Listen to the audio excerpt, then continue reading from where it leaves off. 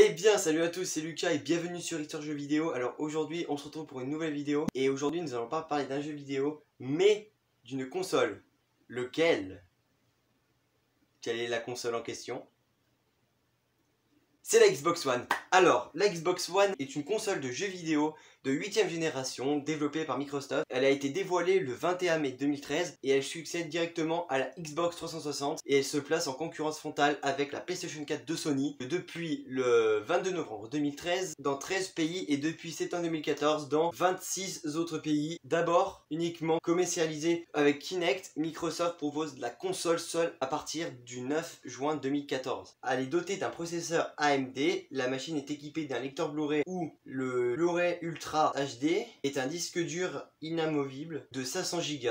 Suivant les modèles visant à en faire un système de divertissement intégré, l'intégration du périphérique Kinect permet à la console de répondre aux commandes vocales et aux mouvements dictés par l'utilisateur et être associée à une fonctionnalité de vidéoconférence. Lors de l'E3 qui était en 2016, du coup, la Xbox One S est présentée 40% plus petite et un peu plus puissante que la Xbox One classique. Si vous n'avez pas l'image de la classique, voilà à quoi elle ressemble. La Xbox One X possède un lecteur Blu-ray Ultra HD et un bloc d'alimentation interne. Puis elle peut désormais être posée à la verticale. Elle est sortie le 2 août 2016, 2 ans après la Xbox One. La Xbox One X est présentée et est capable d'afficher de Ultra HD native et elle est sortie le 7 novembre 2017. Maintenant qu'on a fait le tour du résumé de cette Xbox, je vais vous décrire le design. Elle est caractérisée par un design sobre et anguleux, évoquant un boîtier multimédia. Elle est de couleur noire avec des surfaces brillantes et mates. La console doit être installée en position horizontale. En façade, la console présente deux boutons tactiles, l'un pour l'allumage et l'autre pour l'ouverture du lecteur Blu-ray, de type manche-disque. La console pèse 3,2 kg avec des dimensions de 34,4 x 26,3 x par 8 cm.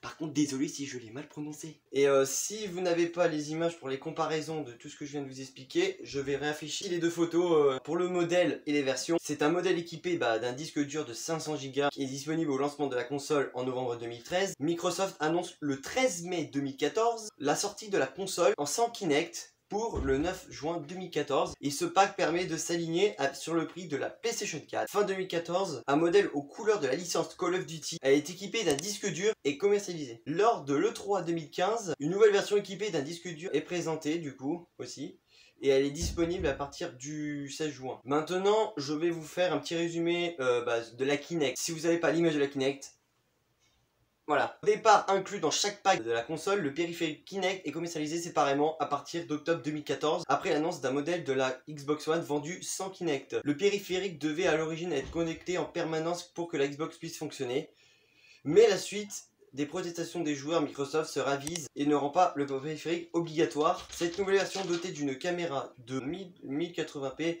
peut gérer 2 Go de données chaque seconde. Multitâche, il permet à l'utilisateur de commander vocalement plusieurs applications fonctionnant en même temps. Télévision, vidéo, internet ou Skype. On peut demander à la console de s'allumer vocalement en disant ce mot-là parce que j'ai la Xbox à côté, parce que si je le dis, elle va s'allumer évidemment. On peut demander à la console de s'allumer avec le futur système d'exploitation de la Xbox basé sur Windows 10. Quelques mois après sa sortie arrivera Cortana qui comprendra les commandes vocales. Et maintenant je vais vous faire encore un petit résumé des jeux qui sont présentés sur la Xbox. Alors avant juin 2015, la Xbox One n'était pas rétrocompatible selon Mark Whitten, vice-président du Xbox Live. Les jeux Xbox 360 ne sont pas compatibles avec la nouvelle console en raison des architectures trop différentes et du coup que cela engendrerait, mais selon lui, le nuage pourrait offrir cette rétrocompatibilité dans quelques années. La console n'est pas zonée. À partir de juin 2015, pour les membres preview, puis à partir du 12 novembre 2015, pour tout le monde, la Xbox One est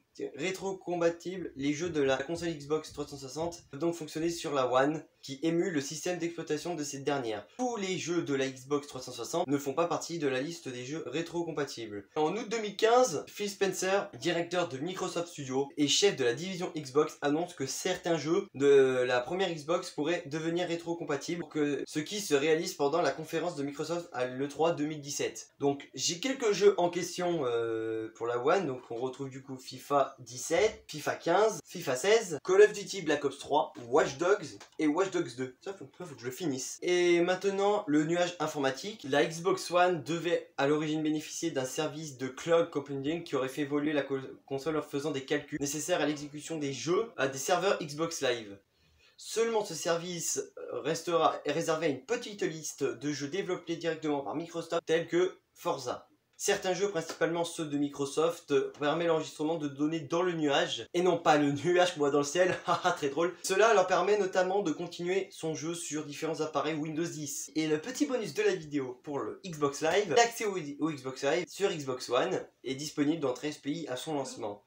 On peut voir que plusieurs pays, notamment qui ont le Xbox Live, tels que l'Allemagne, l'Australie, l'Autriche, le Brésil, le Canada, l'Espagne, les États-Unis, la France, l'Irlande, l'Italie, Nouvelle-Zélande, Mexique et Royaume-Uni. Voilà, c'est la fin de la vidéo, j'espère que ça vous a plu. Si c'est le cas, vous pouvez me laisser un pouce bleu, ça ferait vraiment plaisir, et de vous abonner à ma chaîne et activer les notifications pour rater aucune de mes nouvelles vidéos.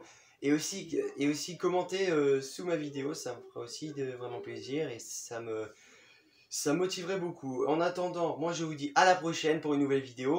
Peace!